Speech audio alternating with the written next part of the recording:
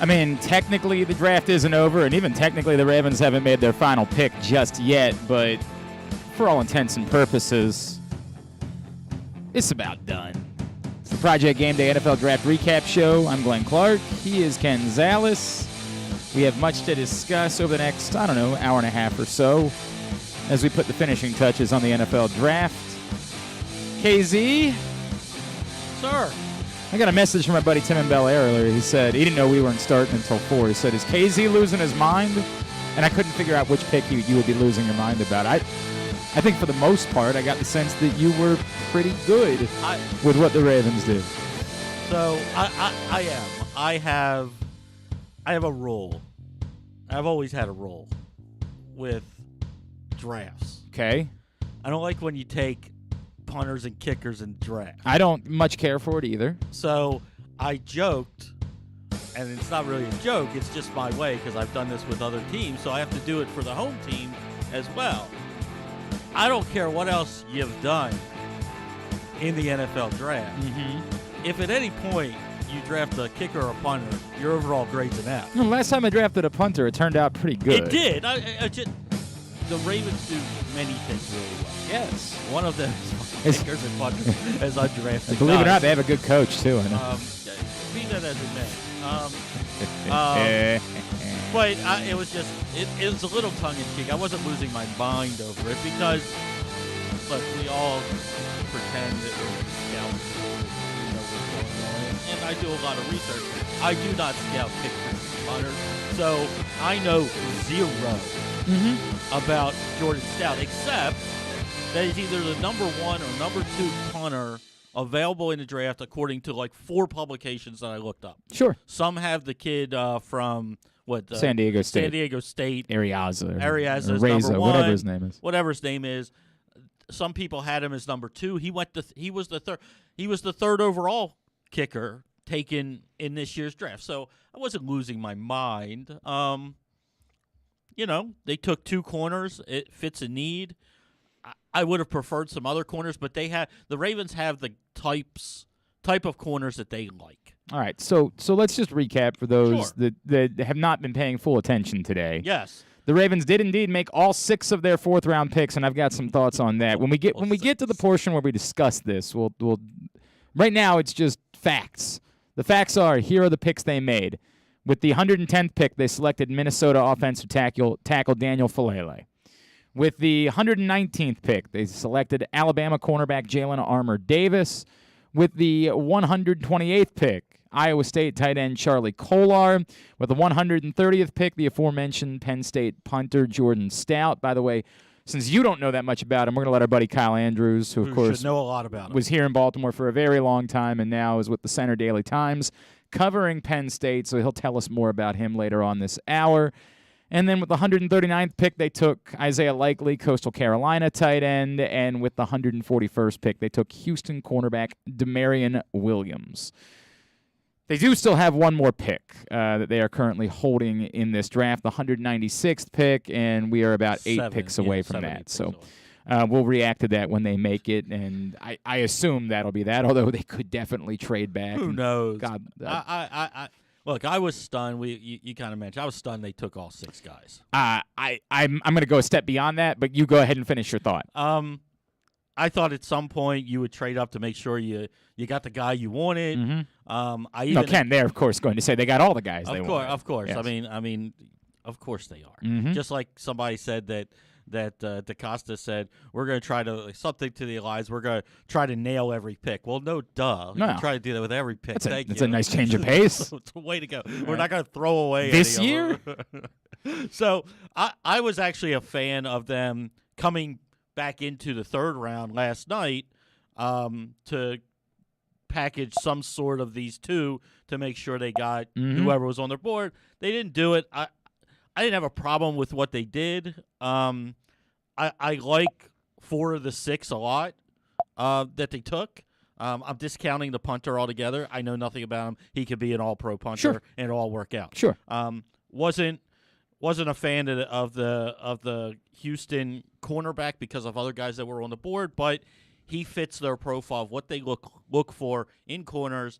Team captain, aggressive, likes to tackle.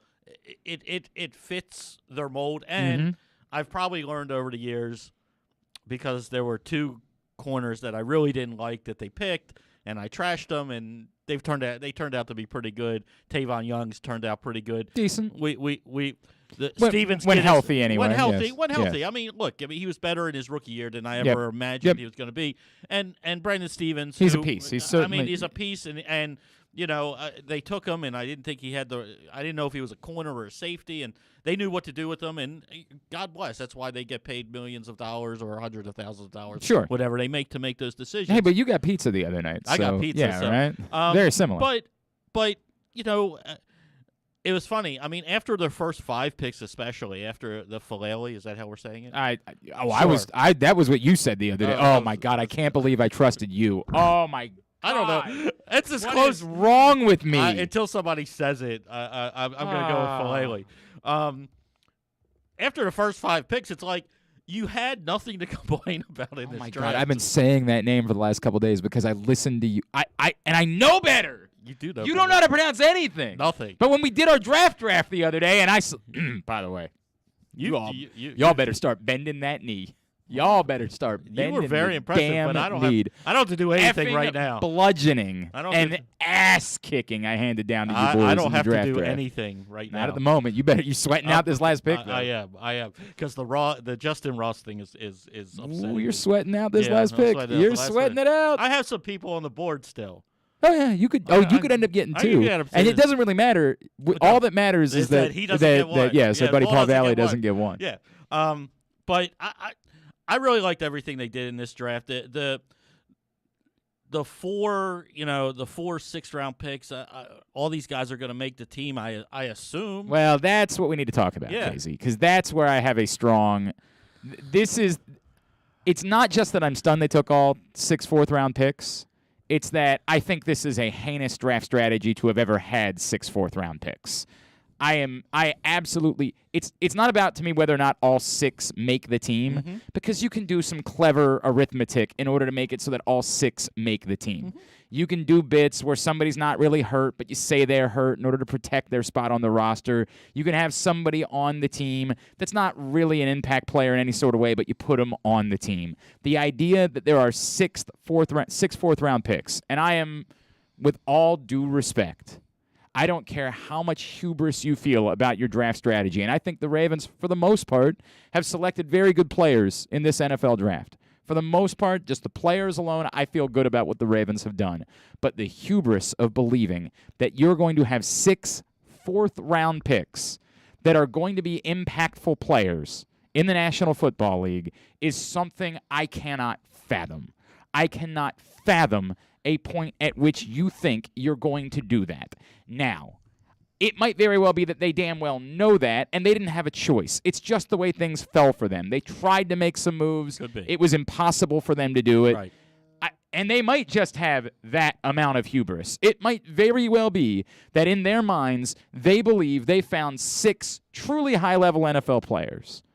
But the idea that there are 6 guys that are going to be impact players that all came out of the 4th round, come on.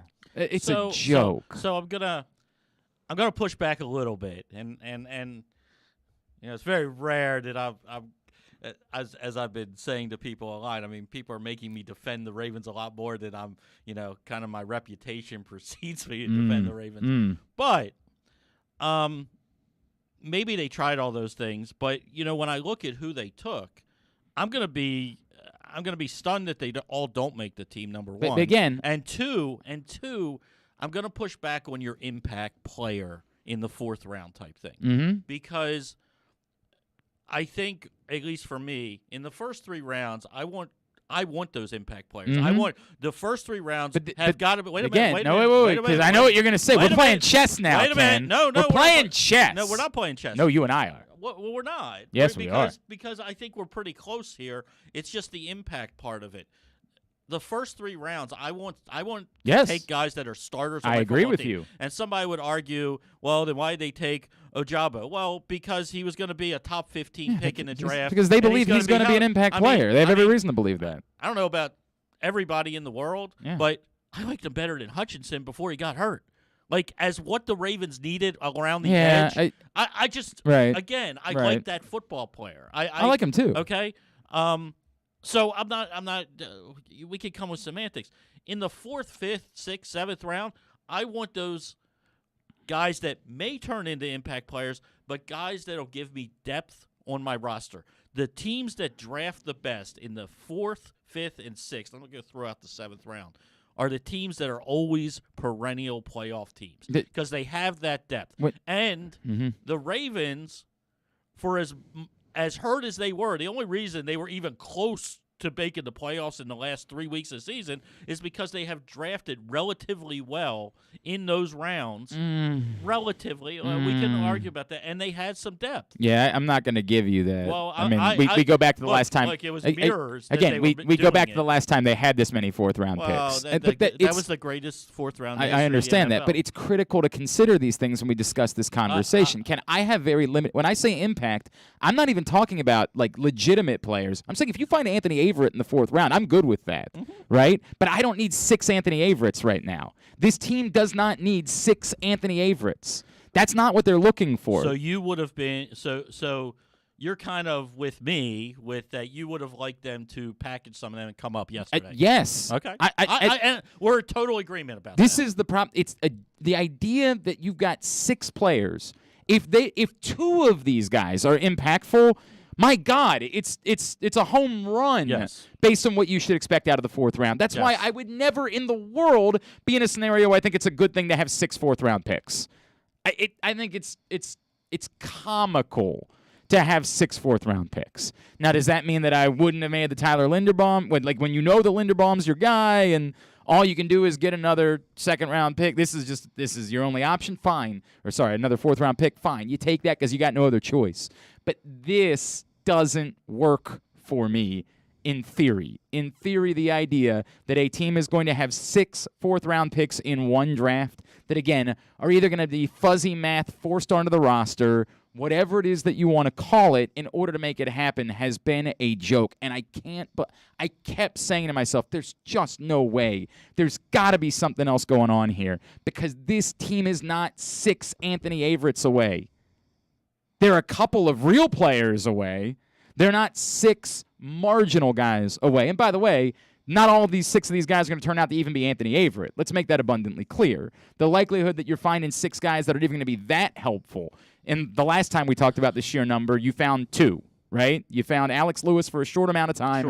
And you found Tavon Young, who was a decent football player. That's what you found out of 5. You're not finding 6 Anthony Averets in the 4th round of the NFL draft. But if you hit on 3 of the 6, hit again to the term of maybe one of them's a real football player. Maybe to me on paper. Again, I hate to throw in the punter, but the punter's probably going to be your starting punter. It appears that way. It appears that way. I mean, there's no reason. Absolutely zero reason to do it otherwise. It's a wasted 4th-round pick. Okay, Faalele. Look, I had a 3rd-round, grade, maybe even a high, a low 2nd-round grade on him. I think that's a piece that you needed to fill. You needed that extra tackle on your team. And then I'm a huge Charlie Kolar fan. Ravens fans are going to love this kid. He's Dennis Pitta 2 inches taller. He just is. Isaiah Likely, again, a top 10 tight end in this year's draft. We could question the double tight end dip at some point, but it's a team that uses a lot of tight ends, uses a lot of running backs. I'm not going to argue that. The cornerbacks, we'll see. They fit their profile, team captains, and all that stuff. Look, guys that they like. I think if you hit 3 out of 6, is it really a bad strategy to have that many picks? Except that you could have used the other 3. You could have in order to have done something. Like in order to said, have gotten they could have tried. Right, and that's the point. They might have tried. Might have. They might very well have said, we did everything in our power to try to not have 6 4th-round picks. But by the time we got there was just nothing we could do. Nobody wanted to give us a 3rd-round pick. Nobody wanted it. We were stuck with this. This is what we had to do. It makes zero sense to me. Look, again, you want to say, hey, I think that the picks are pretty decent picks. Like, Yeah. I'm not going to tell you that I think they're miserable picks, but I've seen enough of fourth-round picks over the years to know it doesn't work this way. But could you have gone up? Could you have gone up and say taken 110 and 130? Yes, was there another team that had one fourth-round pick that might have liked having 3 fourth-round? I don't, and again, I don't We don't know. I don't know, and that's the difficult part of this. I'm not knocking them for it. I'm saying it's an absurdity to me, the thought that you're going to have 6 fourth-round picks on the bright that are all going to work out. On the bright side, maybe 2 of them become comp picks in a couple of years. Maybe. I mean, maybe it could work out that way. That's what they like to on do. the whole, and Ken, this is the question that I'm posing to everybody. We already got some responses we'll get to. The question, by the way, the Project Gameday Draft Special is brought to you by the FanDuel Sportsbook at Live Casino and Hotel. It's the best place to be for the NBA playoffs. A couple of huge fights coming up in May, UFC 274 and Baltimore's own Gervonta Tank Davis in action again. You're going to want to be there for fight night, so reserve your spot in the FanDuel Sportsbook by emailing events@sportssocialmd.com. Ken, the question to me is ultimately measuring what they did, which I think for the most part we like, as far as the picks that matter are concerned. I'm okay. Like I'm having a take for the sake of having a take about the 4th round, but I don't really have a take about the players because I'm not going to pretend like this draft is going to be judged by the 4th rounders. Right. The 4 players that mattered that they took in the first 3 rounds, because I do agree with you, the line of demarcation being the first 3 rounds. I think most of us are good with the players that they took. But the reality of the situation they find themselves in after taking those 4 players is that there are still some pretty significant holes that went completely unaddressed for this year's team. How do you measure what they did versus where they are? By the way, Ravens are on the clock. Oh, this is going to be the one. This will be the... This is the most important pick in this you, draft. For you, yeah. In this draft, has never, ever been... You know what? You're not wrong. For you, this is a more very important pick no doubt. than what the Ravens are about to do.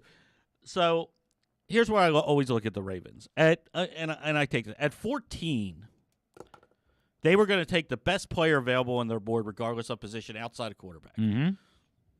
Kyle Hamilton was that guy, no question, for me. But I'm not even trying to judge the picks. Hang on, I'm Ken. not trying to judge the picks, right. but I'm building up to that. I think the problem for me is that my biggest hole coming into this year's draft were edge and cornerback. Mm-hmm. Yes, they addressed edge, but they addressed him with a guy that I really like. I think he's going to be a fine football player. I don't know when he plays. Is it September? Is it October? Is it not this year at all? I don't know. Mm-hmm. And they did, because of that, and we talked about this before, I look at the draft and things like this as like tomorrow, if they had to play a football game, did they get better? At edge, they did not, because they still have a massive hole on the other side. Because inarguable. We don't know what Bowser, how quickly he's going to be back. Yep. We know Ajabo's not going to be there. Ferguson's on the team. He hasn't shown anything at all yet. So that's a massive hole. Then the cornerback, which they addressed by grabbing 2 guys in the 4th round. I don't know if either one of them can come and start a football game for the Baltimore Ravens tomorrow, and you still have sort of a need. I mean, I think if tomorrow you needed to start, 3 safeties and one of them cover the tight end or the slot guy, you could get away with it. Brandon Stevens looks like a nice player, and he could do that. Your 2 corners who were injured last year could come back, and they're assuming healthy right now. But both corners are aging. They're not what they used to be. Now, I'm not saying they're not good. I'm not saying they can't be all-pro players. Yep. I like them both. But I don't know that you added any pieces of depth behind them to help right away. And that's my biggest problem with the draft. Not about, and that's why I was making the point with Hamilton, a lot of people wanted people that were complaining. It's like, well, we already have a bunch of safeties. We didn't need a safety. And it's like, that's not what the Ravens do in the first round. And then you look at, And then you look at they went center, and they arguably got the best center according to everybody in the world in the draft. But was that the more immediate need over the edge rusher there? And to me, because Jermaine Johnson was taking the pick right after him, it's like, to me, they're going to be balanced. If Jermaine Johnson turns out to be the guy that I had ranked in my top 15, I think that's a miss. Unless Linderbaum becomes that all-pro guy. And is that generational talent. I love the defensive tackle. They solved that, a hole that they had with some depth, and with Campbell, 1 or 2 years max. They bring Michael Pierce back, and hopefully he's healthy again. Love Travis Jones. So I think they still have some holes. And, a lot of people are saying, well, they'll always fix that with free agency and stuff. Okay, but I don't know that they can. But Ken, that's the entirety of the conversation to me. Yeah. I have no judgment. Even what you're talking about with Linderbaum and Jermaine Johnson, look, we're going to remember that forever. Right. We're gonna think about that in 5 years. Even if Tyler Linderbaum's a solid player, but Jermaine Johnson becomes an elite pass rusher, we're going to talk about this eternally. It's just the way that we do things. But I don't even really want to fight about need versus best player available. It's not even a conversation, even beyond the first pick. I don't really have a problem with that. I can say I like the players they took. I do. I genuinely like the players they took. I think they got good football players. Are there things I might have done differently? Perhaps. But again, like you, I'm a guy that works for, I don't even know if I'm getting paid. I got to be honest with you. We didn't even negotiate that. But this is the way it goes, right? Like, I have no issue with the Ravens saying these are the best players available, and almost unilaterally there being agreement from the smart people in the world. These were 4 really good football players they took with their 4 picks that mattered. There is almost universal agreement about that. Universal. But I separate that and say, I have no problem. You want to praise the Ravens, you want to talk about how brilliant they are and their draft strategy and how they get everything right, no problem. Fine. I'll push back a little bit, and I think you guys are conveniently forgetting a number of things over the years, but fine. Let's just go with that, because I too like the picks. This is an utterly different conversation than that. This conversation is a conversation about, oh, that's very cool. Oh my God, am I happy? That's very cool. Oh, they took my boy. That's very cool. Sorry, I'm going to get back to my thought. I'm sorry. Yeah, that's very cool. I'm very sorry. The Ravens just took Tyler Batty, running back out of Missouri, and isn't it Beatty? Beatty. I'm sorry. This is you and names. Here we go again. But oh God, that makes me happy. So for those of you that don't know, Tyler was born in Louisiana. Gives you 5. I hate you. Oh my God, I kicked your guys' asses. But I don't have to do anything. This is a bludgeoning. I don't care. Tyler Beatty was born in Louisiana, and Hurricane Katrina drove his family out of Louisiana and brought them to Baltimore. And while he was in Baltimore, he attended the Friends School where Ken works, and he becomes just the second person ever to have attended the Friends School to have been selected in an NFL draft. And the fact that it happens to be here in Baltimore it's an incredibly cool story. He didn't actually finish his high school career in Baltimore, so it's not as well publicized that Tyler Beatty is a Baltimore kid. And he wasn't born here either, but he spent many of his formative years here in Baltimore, and it's a really neat story that Tyler Beatty ends up being selected by the Baltimore Ravens. And they're a team that can use plenty of running backs, so everything about it is very neat. And I know it means a little bit more to you. It does. My phone is just. He's a really good kid. I mean, he's such a good kid. He's a lacrosse player. He loved lacrosse. And one of the reasons he came to Friends is because they were going to let him play lacrosse. Yep. I believe wasn't he hooked up with Quint Kesnick's family? I believe Kesnick family. Yeah, but yeah. I believe they were friendly. Yeah. Just an unbelievably neat story. Unbelievably neat story about Tyler Beatty now being a Baltimore Raven. I'm sorry. So no, Ken, I don't blame you at all for that reaction. It's incredibly cool. It's incredibly cool. All right, so now despite the fact that it's a little more personal, you got to say just 20. Give me 20 seconds about Tyler Beatty, the football player. Then I'm going to get back to my points. He was one of my top 5 guys. Led the SEC in rushing. Workhorse.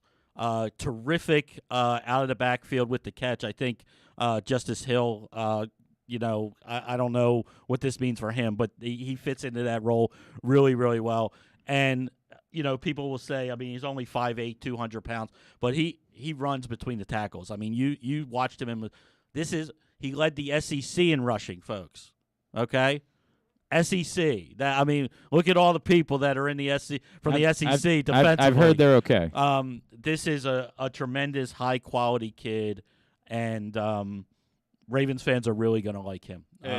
They're really going to like him. It is an unbelievably cool story. I remember being excited, like when it was Keenan Reynolds a few years ago. I was really excited. This is a really exciting for a 6th round pick. I love everything about this. I love every single thing about this, and like you said, a little bit more personal for me. Yep.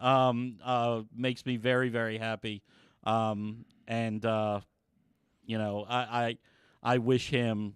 What the best part is, we're gonna have him local.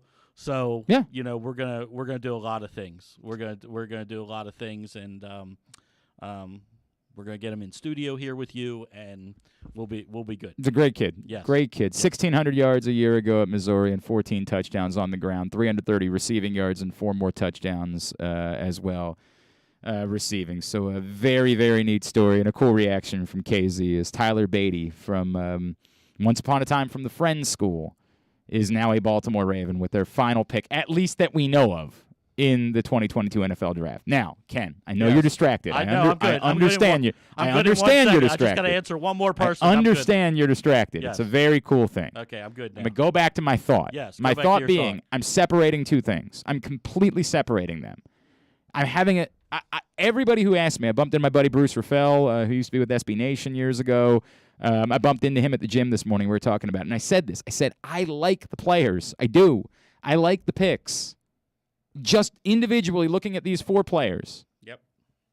Thumbs up. Thumbs up on the 4 picks the Baltimore Ravens made. And I'm not even trying to tell you that their strategy is the wrong strategy to simply abandon need and take good players. That is a philosophical conversation that I cannot solve today, and none of us can. We can't solve it. But I can say that for as good as I feel about those players, at an almost equal level, I have questions about their roster and their ability to compete to win not just a Super Bowl, but the AFC North in 2022. Both things can equally be true.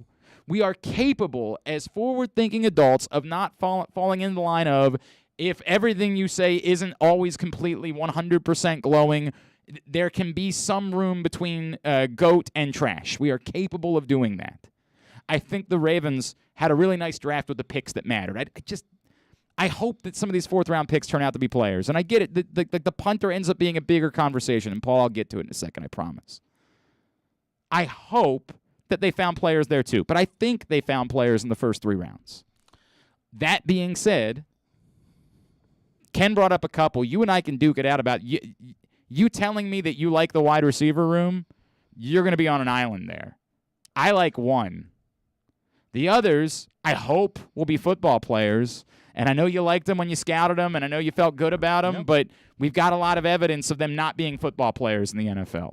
Of being, my point is, you don't have enough evidence of them not being football players because they haven't been given the you're responsibility. Falling, I'm falling back on what I think they could be from the scout. But you're falling into the idea that they purposely didn't do more with these players. That they knew these players were capable of doing more and purposely didn't do more with them. Which isn't to say it's impossible. I'm not saying. I just don't think it's plausible. I don't want to say that they purposely didn't. I think that they. You had 5 good weeks out of Lamar last year, and then he was hurt, and then the line was hurt, and then all the running backs were gone. I just don't know that we got a true like all these guys in like little glimpses when they put them on the field. But you had they brought in a Sammy Watkins, and they still had Boykin there, and they were still trying to run the ball, and they're trying to. Bateman was hurt to start the season. It's just like I want to see them all together. I just think that these are really good young route running with some with some speed that they can use in Duvernay, that they could use them differently. I just somebody said to me, well, they'll bring in a veteran. Would you be interested in Julio Jones or Will Fuller? And I'm like, no, I'm tired of hurt people coming here. All they are is hurt. Who are you like when are you just going to give your draft picks a chance? And if you don't think they're worthy, get rid of them. Why are they on the football team if you don't I think there's two them? separate thoughts there. There's two completely separate thoughts there, which one is complete thought. It dances around that. Your first thought of, I'm tired of bringing in hurt players, fine. There's a level to everybody that's a hurt player, right? Like, there's a level to that. There's not. Jarvis Landry is an injured player, but I'd take Jarvis Landry tomorrow. Everyone is hurt. Everyone in football is hurt. Nobody said Jarvis Landry. Now, they're talking about Will Fuller. It was the same thing with Sammy Watkins. It's like, okay, that's great. If he's healthy, why? Julio Jones, he looked done to me. He definitely did not look good. Okay, Nobody's debating that. Will Fuller hasn't played a complete season ever. I don't know if that's true or not, but look, in the I get NFL, it. it's pretty I close. get that he's been banged up. He didn't play get last that year. Let me pull up Will Fuller just see I mean, if he's ever I don't played know when's a the full last season. time he played, like, even 12 games. But to say that someone, because they didn't play last year, is like, again, those two guys are hurt all the time. Trying to pull up Will Fuller really They're quickly, hurt just all because the I don't know time. off the top of my head. I don't know I haven't off the spent top. any time on Will Fuller. I know he didn't play last year. Right. Okay. And I know. And for your, by the way, he's never played a full season. Okay, well, there you go. You get points for that. I get He's never points for played that. a full season. Jarvis Landry may be the one name that I'm okay with. Yes, he was hurt last year, but he's been healthy the rest of most of his career, and I'm okay with that. Doesn't solve the speed thing that everybody's saying. Well, the team has no speed at wide receiver. Well, Jarvis Landry is a slot guy. It doesn't solve your problem. No. And by the way, you have 16 tight ends that are slot guys now. The Ravens just told you they don't need a slot wide receiver because they got other guys that could do that. But your thing where you say give these other guys a chance is all well and good. Tying yourself down to the idea that you're sinking or swimming with guys that you have no idea if they can play in the NFL or not is nuts. That's insanity. Then what do you mean That's you have no insane. idea? Did you not draft all these people? Not in the first round, Ken. One of them you did? Who? Bateman? That's the one. Okay. Nobody's including Bateman in this conversation. God damn, Rashad Bateman better be as good as we think he is. Now. This is Now beyond that. If Rashad Bateman isn't a rock star, they're effed. Like, this is Rashad Bateman can't even be a good pick anymore. Rashad Bateman has to be everything we believed he could be, and frankly, more than that. Now moving forward for the Ravens. I'm just not going through the desperate, oh, my God, they didn't take a wide receiver in this draft. It's like I wouldn't have felt that way had they not traded away the one guy that for all of his faults and for all of his warts, you could at least count on for production. And maybe you can find that in somebody else. But tying yourself to that when you are trying to win in the most difficult division in the NFL is insane. It's not wrong. It's bat-ass nuts. We got to go back to 2019, folks, because it's coming. I'm just and by the way, I get it. You're going back 2019. For everybody, and this is the most insane thing. But you thing. still need wide receivers. No, you don't in this offense you do. because the offensive coordinator doesn't use them. No, you're wrong. You're saying that for the sake of use saying them. it. No, I'm not. He doesn't use them the way you want them to use them. They doesn't still throw the football. You have guys that can throw the football to still. You think. I know. You don't know, Ken. know. You want to say that because of your own hubris. I You know. think you have those guys. I know that Prochet runs great routes, can get open at any point that he wants if you throw him the football. I know that Wallace is a great rail runner at no idea separation. what those guys are capable of doing if they face I know the Duvernay can run just as fast straight ahead as Marquise Brown could, and maybe he would actually catch the ball. You're pretending like Marquise Brown didn't catch the ball. I get it. He dropped the ball sometimes. I'm very aware. We all saw it. It was 7 drops. I'm very aware. In the worst and times. I understand, Ken.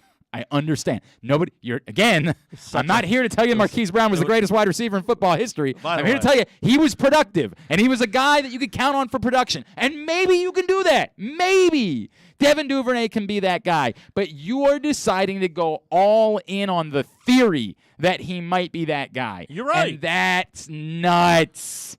That's what other nuts. choice do we have? Well, I mean, you didn't have to trade the guy that you had. Well, you had to. Once you decided you could have been a little more aggressive in what it is that you were doing. By the way, they should send the Ravens front office, Lamar Jackson. Yes, it's insane. It's and Lamar Jackson, unbelievable. like the secrets to the universe. My God, it's incredible. Nobody's debating that. This is going on since the end of last season. Nobody's debating that. I mean, by the way, my biggest disappointment of this draft.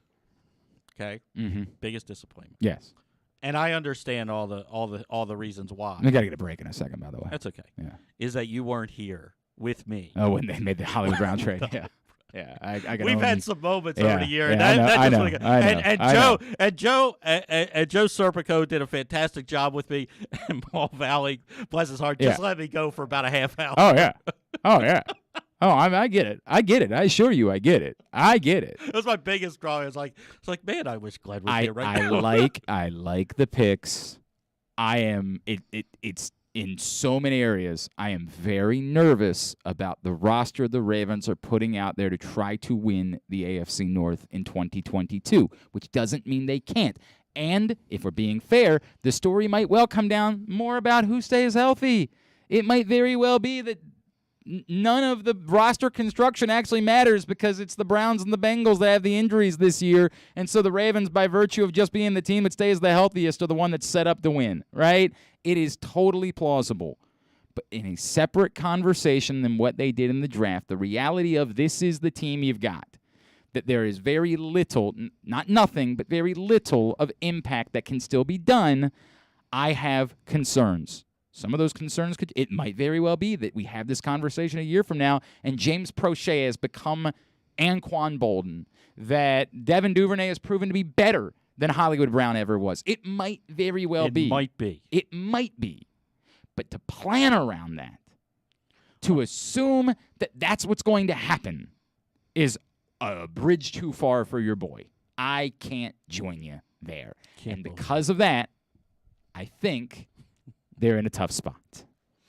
Quickly, Paul, the Sam Cooke situation. I did not choose to reach out. I might do that after we finish up this show. So I don't know if they've had a press I don't think they normally wait until after the draft is over. Although with them making their final pick, they might very well just acknowledge, hey, we're done, and come down and have their press conference at some point soon. And obviously that'll be a question that they'll be asked very quickly. It's a multifold question. It's a question of, one, did you tell Sam Cooke? Two, what was Sam's response? Who was it? Was the 49ers knew that somebody was retiring? They knew Staley was retiring a couple years ago. Yeah. So they had traded for Trent Williams, and everybody had kind of kept it quiet. Right. I have no reason to believe that's the case with Sam Cooke. I have not been alerted to anything that would suggest that. I would think that if that were the case, then those wheels would probably have been in motion as soon as they made the Stout pick, that they would have probably made it public. Hey, we knew Sam was retiring. He was just doing us a solid by not telling anyone, so that we could hold that over the rest of the NFL, that they didn't know that we needed a punter, right? It's not impossible. And Sam's not a very active person in social media or anything along those lines, so it's still possible we find that out. It's also possible we find out that Sam Cooke has no interest in retiring, wants to keep playing football, and the Ravens are going to have to release him. We are breathlessly talking about them saving $2.1 million. Of course, they also have to pay this, but they have to pay all their draft picks. So we do have to be careful about saying it's a savings of $2.1 million. Well, the roster's still going to be held by somebody. Now, in saying, hey, we were planning a certain amount of money for our rookie pool anyway, so you're saving X amount of dollars versus the rookie pool that you thought you were going to be spending. Okay, we can have that conversation, but not all of these picks were guaranteed to make the roster. If you're releasing Sam Cooke, Jordan Stout's definitely making the roster, so it's more like you're saving $1.2 million. If Jordan Stout proves to be a great punter and you end up hurting your guy on the way out, then we'll live with that one day down the road. Joe Flacco was a hell of a quarterback. They found a better one. And, maybe Joe Flacco didn't love it, but he's got to acknowledge they found a better one. And at some point, when Joe Flacco's career's over, they'll bring him back here. They'll have a ceremony for him, and all will be good at that point. Sam Cooke is a Ring of Honor Baltimore Raven. He is 100%. He is one of the all things being equal, he's one of the 20 greatest players in franchise history. I get it. If you want to say he's not really one, we have this conversation all the time. But if you make all things being equal, he's one of the 20th great. Frankly, if you make all things being equal, if eliminating position, he's one of the 10 greatest Ravens of all time. But Really, all things being equal, he's one of the 20 greatest Ravens of all time. And frankly, did not get enough league-wide appreciation for what he did. Because the only thing anybody ever measures punters by is how far they punt the ball. They don't take into consideration all of the things that we know Sam Cook did so ridiculously well. Dude, we all see a guy who maybe was losing a bit of heat on his fastball a year ago? Yes, we all saw the same guy. Do I think they had to draft a punter this year or acquire a punter? No, I think they could have had. I still think that Sam Cook was in the top 10 or so of punters in the NFL. But if they believe they found a guy that's going to be their punter for the next 15 years, God bless. God bless. I will assume that they talked about it. I can't imagine that the Baltimore Ravens allowed this to be something that Sam Cook found out about today when he started getting texts from his friends. I gotta fathom that it's a conversation they had with him before this moment. But that's you would think that's about all I can say about punters too. Like that's about the. I mean, it is what it is. I mean, he's 39 years old. I mean, this is not a knock on him. And like you said, I mean, we saw the chinks in the armor. I mean, sometimes, for so long you just expected perfection because that's what you got. Mm-hmm. And a couple of shanks, couple of, ball didn't go as far as we expected to go, didn't go in the direction we expected it to go. Bigger, faster, stronger, younger is way the NFL's built. But this guy's got to be really good. I know, he's got to be good. Now, if this guy sucks, then there are a few things that I trust more with the Baltimore Ravens than their specialists. Evaluations of kickers and punters. I hear you. I mean, they are what they do well with things that they do well with. It's really well, and that's very high on the list. That's in the top 3. No doubt. No doubt. All right, we're going to find out more about the new punter, our buddy Kyle Andrews, who was in Baltimore forever, now at the Center Daily Times up in central Pennsylvania. Plus, there's a lot of Big Ten guys that they took in general, so we can probably talk to him about some of those guys as well. He's Ken Zales. I'm Glenn Clark. It is the Project Gameday NFL Draft Recap, and it's also brought to you by your local Toyota dealer and buyatoyota.com. Make the most out of every day in a Toyota RAV4. Available in hybrid or gas-only models, a RAV4 can get you where you want to go in style. Check out buyatoyota.com for deals on new RAV4s from your local Toyota dealer today.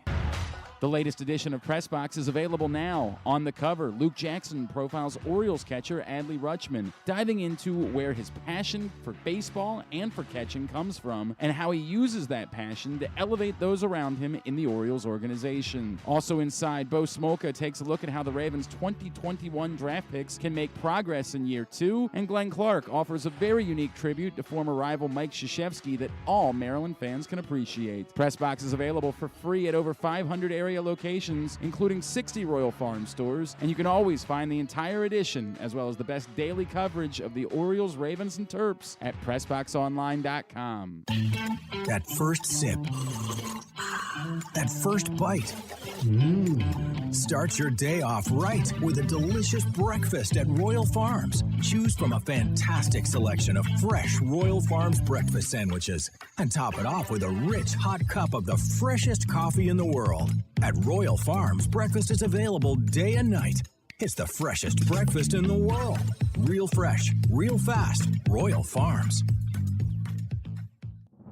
Answering Baltimore's calls for help, running in when others run away, working together toward one shared vision for a thriving city. That's your Baltimore Police. But the department needs more good people like you. Join a proud new generation of Baltimore Police and make an active difference in your community. Start with competitive wages and excellent benefits on day one. Join for good at bpdrecruit.org.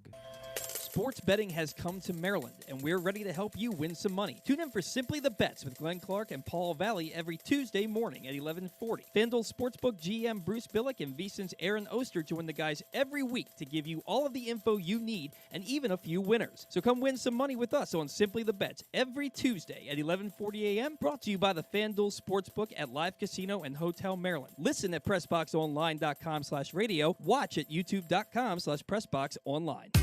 Baseball is back, and so is the spring seasonal menu at Glory Days Grill. Start with the opener, flash-fried pork belly with our popular Korean No. 2 sauce, and take a bite out of the Crunch Burger, topped with home run sauce, white American cheese, and house-made chips. It also features irresistible options like a baseball-cut sirloin with blue cheese, grilled shrimp with garlic butter, and a strawberry salmon salad. And then there's the closer, the Cracker Jack Sundae with a waffle, ice cream, and Cracker Jacks.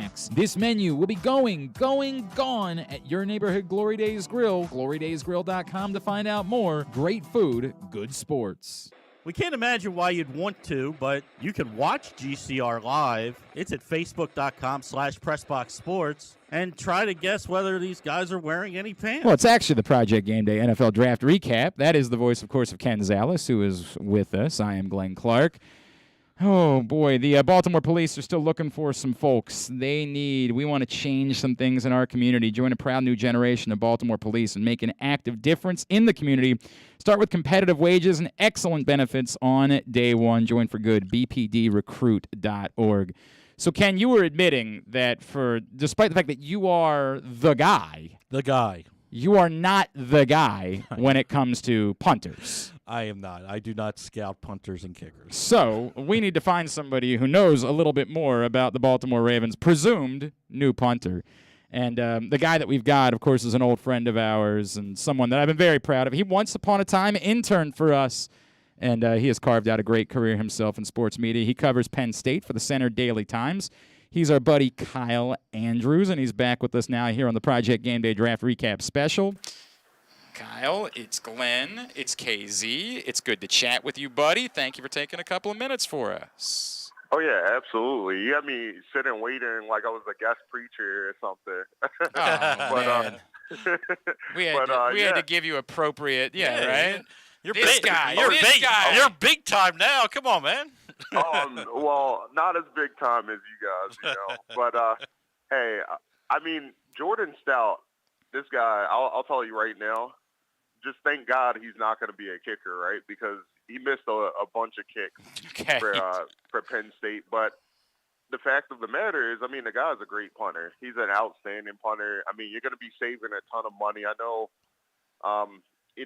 Sam Cooke has been a mainstay there in Baltimore, as we all know. But, when you don't have to pay a lot of money for production from that position, I mean, it just makes too much sense to have a guy like Jordan Stout, who is, all Big Ten in punting, one of the top punters in the country, if not the. I mean, me personally, I've seen him do it firsthand, and I mean, the guy pinned guys back, and then when you have a great defense like Penn State did, it just helps that much more. So, those same things could happen in Baltimore, especially when you add as many defensive guys as they did in this draft.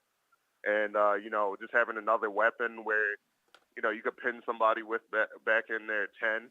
I think Jordan Stout's that guy. Kyle, everybody was talking. There was a lot of conversation about punter leading up to the draft in Baltimore, but everybody was talking about Matt Araiza, the punt god from out at San Diego State, because he could boom 90-yard punts, because he had the biggest leg we've ever seen. Tell me about Jordan Stout. I know he's got a big leg, but it seems like his skill maybe is a bit more Sam Cooke-like in that he's more capable of placing punts and having some of those tricks in the bag, the old golf bag that we learned about with Sam Cooke over the years. Yes, I 100% agree with that, because this is one thing Jordan Stout actually talked to me about. And the Penn State lost that game. I think it was the Michigan game. But, Jordan Stout sitting there talking to everyone and, just explaining how he could punt a ball in about 15 different ways. He has, the backspin. He kind of compared it to golf, where you have a backspin, you have, you're going forward. You tried to, hook it a little bit. He knows every single trick in the book. The guy is a very intelligent punter. He's also a big punter.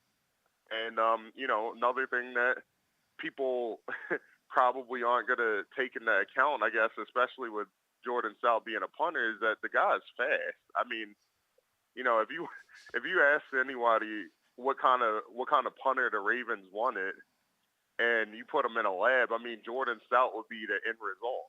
I mean, and I know that sounds like I'm trying to think about how it helps, but are you saying like he gets the kicks off fast? Is that the value there? No, he is fast. Like this. So guy how does that runs help, Kyle? The I fake mean, punt. punt coverage. I mean, yeah. Okay. Oh, you're saying he gets down the field and he's unafraid to hit. He's fast. Okay. He is fast. Okay. He's incredibly fast. Yes. And the thing is, he'll at least get in the way. I'll tell people this. I mean, Jordan Stout's definitely one of the most. I think he's the more talented out of him and Matt Araiza. Not just saying that because I've seen both of them. I mean, I've seen Jordan Stout firsthand, but Jordan Stout pins guys within the 10, and that's what Sam Cook did for all those years for Baltimore. And it just makes too much sense to replace Sam Cook with another Sam Cook, but also a Sam Cook that is 6'3", 210 pounds, and can get down the field lightning quick. So I mean, it just makes sense to me. So let me ask you a question. Non-punter question. Well, it's a punter question. Can he throw the football? Have you seen it? Because that is one thing that Sam did for the Ravens very effectively. Didn't do it often. He missed one throw in his career. Yeah. Has Jordan thrown the football? Have you seen him throw the football? I have not seen Jordan Stout throw the football, so I mean, I'm guessing. I believe I saw a video actually of a fake punt involving Jordan Stout earlier today on Twitter. Oh, it was ugly. Oh God, it was ugly. It was ugly. I mean, because that was more or less because of the play call. I would say I think it was kind of a freak thing, and I mean, I don't think Penn State's special teams situation was as tenable as the Ravens. The Ravens are probably top. They're top at running the good special teams. Hang on, Kyle. We're gonna watch this. This is actually kind of a dime that he dropped here. This wasn't so bad. It's not bad. I mean, there's a ton of air under it. But he was right on. He was right there. So he can throw the ball a little bit. But he's not Sam Cook. Sam was legitimately a quarterback. Sam was like the emergency Yeah, backup I mean, he was a legit quarterback. Yeah. But besides the punter, because I'm going to be really honest, we spent too much time with the punter. Oh. I'm just going to be perfectly honest. The guy's going to be the punter. I mean, he's going to be a punter, but Kyle Andrews is with us on the Project Gameday draft recap. And you've seen, I mean, the Ravens did overall. They drafted a lot of guys that you've probably seen play. Tyler Linderbaum, David Ajabo, Daniel Faalele is, I guess, how Faalele. Faalele. Oh, it's close. Yeah. Whatever. It's important, Ken. Don't be disrespectful. I'm not being disrespectful. I mean, the man's 6'8", 390 pounds. Yeah. I will never, Correct. ever. Yes. I'll just call him Sir. How's that? That'll work. Sir Daniel. Yes, Sir Daniel. Can you tell us a little bit about these guys that you've seen up close and personal? What kind of football players, when they played Penn State that you saw? Well, I can tell you one thing. David Ojabo, when he's healthy, I mean, that kid he's incredibly talented. And in the relationship that him and Odafe Owe have, it's outstanding. You already got a guy that, grew up with one of your other defensive ends. They come from a similar background, both Nigerian, one Scottish Nigerian and the other one's Nigerian American. That old story. But, I just find it really cool that those guys are getting paired back together. They were Blair Academy guys in Jersey. Ojabo, I mean, that kid is super talented. I mean, he's everything that you will look for in the defensive end. I mean, he plays football at a very high level. And the thing is, he's just scratching the ceiling of his talent. I mean, this Achilles injury, it sucks for him because he's only going to get better. I mean, it's slowing down just the process of him getting to that point. But, I mean, he's going to be outstanding. He has every single tool in the bag. He has a bunch of different moves. And he just started playing football when he was 17 years old. So this is a young guy, who can get to the quarterback at a high level. And truthfully, I mean, everybody always talks about Aiden Hutchinson, and I think Aiden Hutchinson's a talented guy. But when you look at David Ojabo, he's 6'4", 250 pounds. He has long arms. Everybody talks about Hutchinson having T-Rex arms. David Ojabo, that's not the same situation. And he's fast. I mean, the guy is quick. He's fast. He's quick. He has, every single tool in the book that you can think of. And then let's get to Tyler Linderbaum. I mean, I know a lot of Ravens fans will sit up here and say, oh, why are they drafting a center in the first round? I mean, they're like, he's not a scheme fit. He's a little lean, whatever. Who cares? But I'll tell you right now, Tyler Linderbaum, he is a talented guy. He's a former wrestler. I know that a lot of people probably talked about that ad nauseum, whatever. But this kid, I mean, he will wrestle people down to the ground. And he's a technician. And that's something that the Ravens were severely lacking at center at times in the past, not necessarily with I think Bozeman he was more than adequate at center.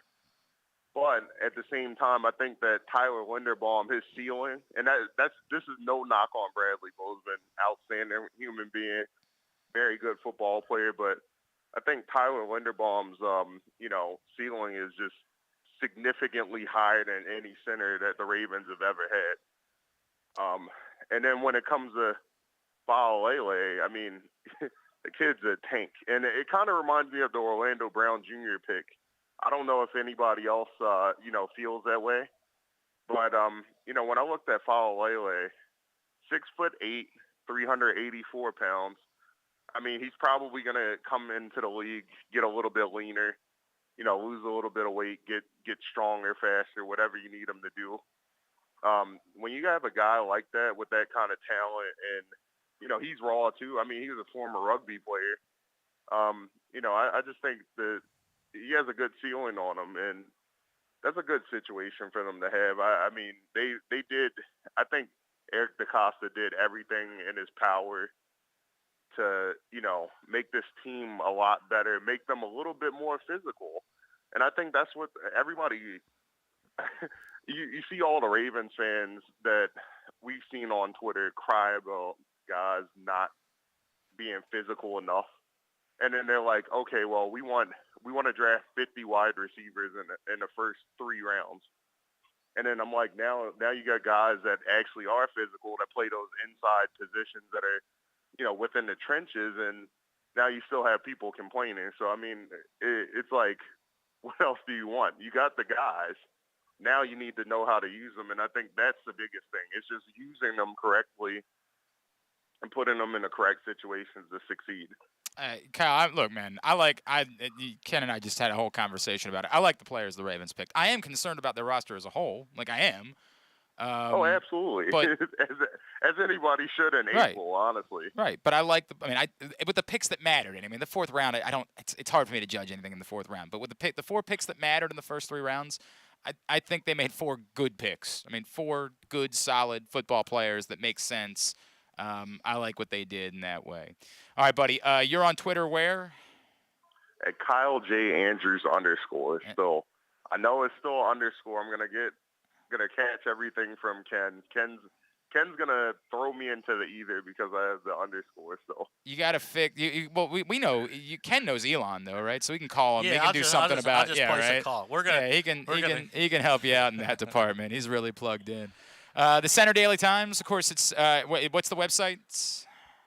It's www.centerdaily, and that's TREdaily.com. So if you just go on centerdaily.com, you can find my work. You can find our other Penn State beat reporter, John Salber, his work. We're still trying to plug away. I'm still doing a lot of high school stuff still. So, if you're interested in reading high school stuff as well, definitely read that up too. Very cool. Kyle Andrews, appreciate you, brother. Thank you for taking a couple of minutes for us. Yep, thank you guys. That's Kyle Andrews from the Center Daily Times in Center, Pennsylvania. I don't know what's going on with this. I was going to say, you better move your hand. A lot going on right now. I don't normally run the board. And we now see why. What's funny because, every time one of the board ops, something like this will happen to them. They'll be like, and I'll be like, hey, man, it's all good. It's all good. It's all good. It's all good. Let's just keep moving. Let's just keep moving. That's where we are. It's like when we started the show the other day, Paul's like, what kind of music do you want? I was like, I don't know. I had to just start the show. Just start the show. Right. I was like, just play Right. play anything for 30 seconds. Right, Let's go. No doubt. All right, that's Kyle Andrews telling us all about the new punter and the Big Ten guys that the Ravens took. And we'll continue that train of thought. Ron Johnson, of course, once upon a time, a Baltimore Ravens wide receiver. Now he's out with K-Fan and the Fox affiliate in Minnesota, and he knows a thing or two about the aforementioned Daniel Faalele. Faalele. Practice it. You'll forget it by the next time you say it. Who are we kidding? We'll talk about him next, find out more about the first of the 6 Ravens fourth-round picks. The real question that we need to get an answer to. Here's your radio tease. This is the real question we need an answer to. If, for whatever reason, Ronnie Stanley couldn't play, could this kid play left tackle in the NFL immediately?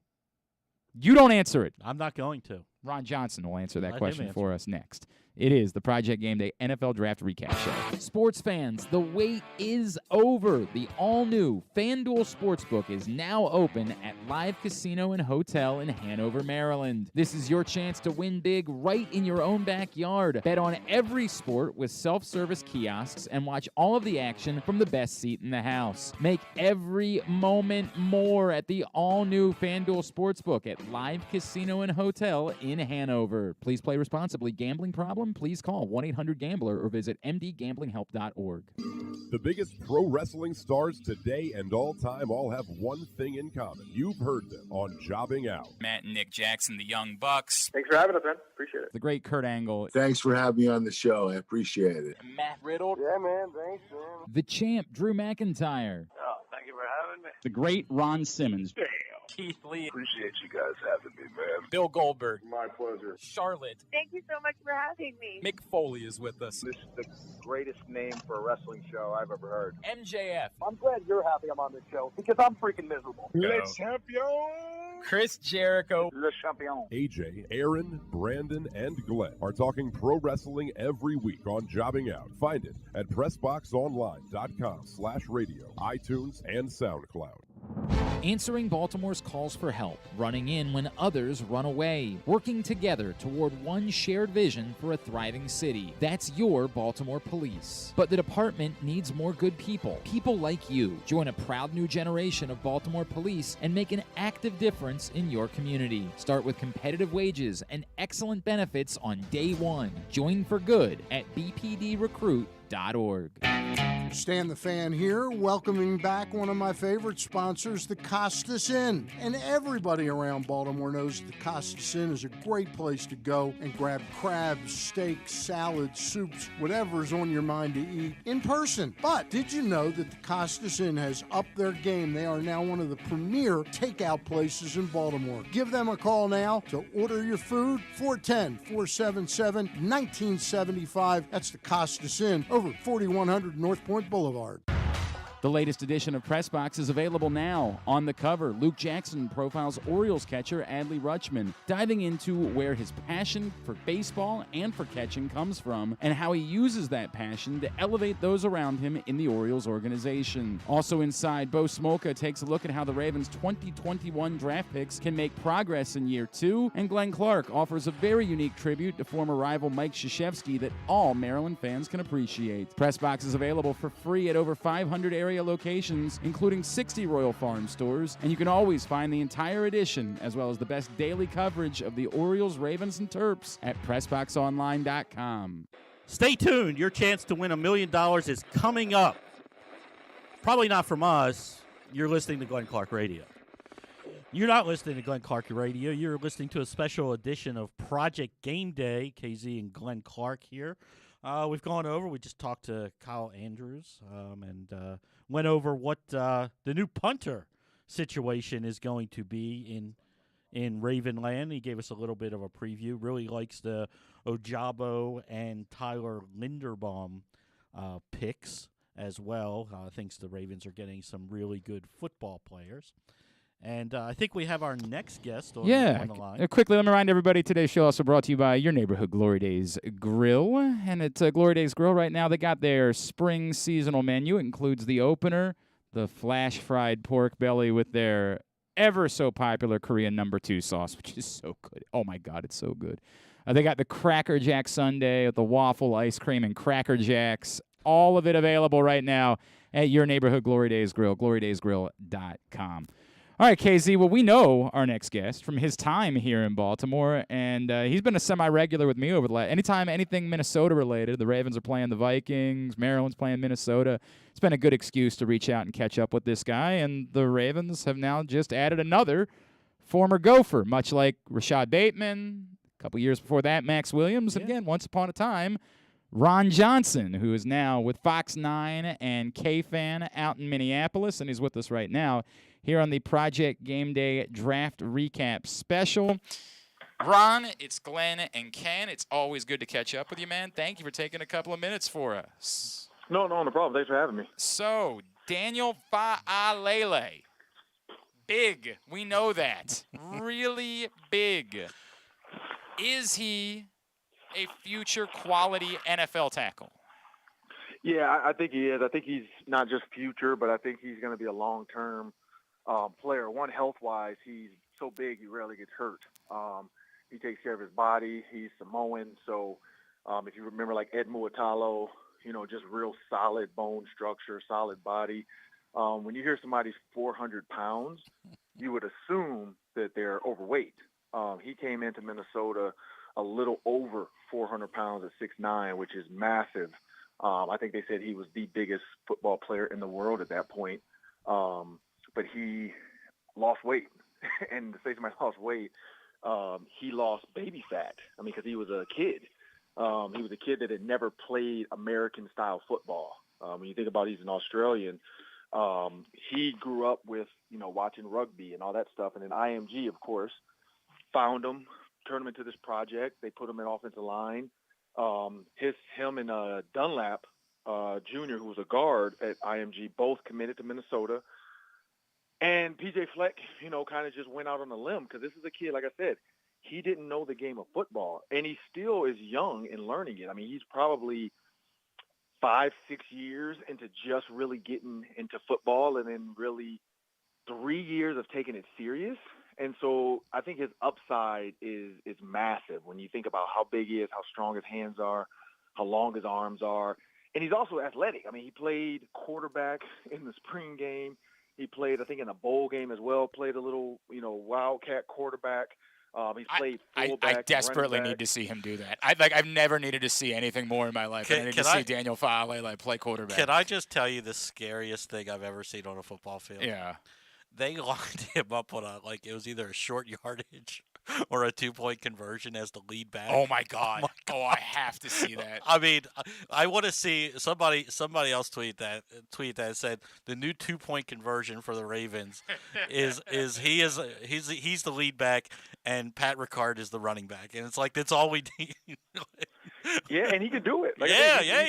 He's an athlete. He can throw. He can run. He can play a little basketball. So, I mean, you're getting a guy with Jonathan Ogden type feet. But not the mental side of football that J.O. had. But I think Faalele is just he's a guy that when he puts his hand out to stun somebody, they stop in their tracks. Like you rarely saw guys running through him or after one jab, they were able to recover and keep coming at him. Like he stuns guys. He stops them in their tracks. He can move people if he's like driving down the field or pulling. He's a people mover, and so he's gonna have to learn though. And when you think about Harbaugh, I'm pretty sure his brother told him a little bit about what he saw playing against Faalele, what pops up on film, what did they like about him. So you can easily see that being same reason why he probably took David Ojabo. His brother probably told him, hey, yeah, it's an Achilles, but this is what you're going to get out of this guy, and this is how much better he can be. So, I'm not surprised at that connection there where it's somebody that, he could reach out to a family member and say, what did you think of this kid? And, he's going to tell him, like, this is what you get out of Daniel Faalele. But I think he can easily come in and be a swing tackle because I don't know if he's going to be a true left tackle. But he can easily be a right tackle right away. and then work them in there. A couple of things. I just watched the video. He scored a touchdown in the bowl game, Ken. Oh, Yeah. it's my favorite thing I've ever seen in my life. Like, what do you do? Like, just what do you do? There's nothing you can do against this. He's as tall as everybody, and he's in the 3-point stand. It's amazing. Oh, it's my favorite thing ever. It's like watching Giannis play basketball. You're just like, there's nothing. There's just nothing. Ron, let me follow that thought up, though. The Ravens are in a little bit of a bind. We don't know if Ronnie Stanley's definitely going to be ready for week 1. There could be a scenario where Morgan Moses could slide over and play left tackle, but it's not something he's done much of. Is he capable of playing on day 1 if necessary? Whatever position that would be, is he capable of going up against NFL defenders to start his rookie season if the Ravens are in that pinch, or is that a bridge too far? No, I don't see why not. When you, like I said, when you look at his size, there's some things you can teach and some things you can't. You can't teach somebody to be 384 pounds and 6'9" with ballerina-type feet. And so he has if you watch his Senior Bowl, one-on-one clips, and that's, Senior Bowl, you're going up against the best defensive ends in college football that are seniors and juniors. And so he's a guy that, held his own. I think there was one clip of a guy getting off the ball faster than him. But again, in a game, Lamar Jackson, for instance, he can slow that down, whether it's checking, whether it's moving around, whether it's a silent count, so that now a defensive end can't really just do that. He can't just jump the snap unless, you're down to 1 second and the defense end's knows and it's third down and you have to throw. But other than that, some of that stuff that he faced in the Senior Bowl will be alleviated in normal game play because, a defense end has to set the edge. He has to make sure that it's not an outside run. He has to make sure that, if he's supposed to get his hands up on 3 steps. So there's a lot of things that Faalele won't face that he saw in the Senior Bowl. And coming out and playing left tackle right away, yes, he can do it. Is he going to have to get better and not stronger, better and smarter? Yes, for sure. And that's where I think the Ravens can help him. But if you look at his offensive line coach and who his pedigree of players, coming from Western Michigan, they had an offensive tackle go in the early rounds. And then at Minnesota the last couple of years, the number of recruits and offensive linemen and centers that have been like the top players for their position, Connor Olsen and all these guys, he's done a good job with the offensive line. So, yeah, I think Daniel's ready. He is Ron Johnson, former Ravens wide receiver, now radio TV guy out in Minneapolis. Look, Ron, I guess the only other thing I would have specifically about Faalele, were you surprised, given his size, that he wasn't more enticing, that he did end up waiting around until the 4th round, or is there just still too much raw there for you to think he needed to go a lot earlier than that? So it's funny, I'd have to find the tweet, but I sent out a tweet early on. I thought he would go in the 1st round to the Ravens. When you look at that later round pick, that I think they were around 32 or something like that, or 31. Well, they traded back. They had the 14th pick, and then they ended up with the 25th was the other one they had. Yeah, and so when you look at, I thought they had 2 first-round picks early before some of the other stuff happened, maybe. But maybe they didn't. But I thought, I don't know why I thought the Ravens had a late-round pick. But, if you think about that, I thought, the Ravens would get him then, if in the, 2nd round maybe, just because of what you're saying about the tackle, uncertainty. I tweeted it out. I was like, man, I could see him going to the Ravens. One, he's a gopher. Rashad Bateman's there. It kind of fit. I also thought Boye Mafe might end up with the Ravens as a outside linebacker defensive end for the same reason why the Seattle Seahawks got him. He's explosive, and he's that guy. But Faalele fell because, look at the rest of the draft. Quarterbacks didn't go where we thought they would go. There were more receivers taken in the first 2 rounds than we've ever seen. There was more, not defensive linemen, but linebackers, cornerbacks. Cornerbacks went crazy. And so when you think about, some of the things that happened, there's guys that normally would be in earlier rounds that weren't because everybody – and then it only takes one team to pass up somebody that everybody thought he would take. You look at Josh Jobe out of Alabama. Everybody's still wondering what happened. You look at the other linebacker from Georgia, same thing. He dropped, and he was a first-round pick. Yeah, and so it's one of those things where it's like the lottery. GMs really don't know. They watch film. And then, I use a lot of the Gameday stuff from the NFL draft movie, Draft Day, with Kevin Costner. We're going to do what's best for the team. It's that, but look at the Draft Day movie of what happened, and I'm talking about the intricacies of it, when they dropped and skipped over that quarterback for the first pick in the movie, every GM is calling him. What's wrong? Why did you guys draft him? We thought you were taking him. What's wrong with him?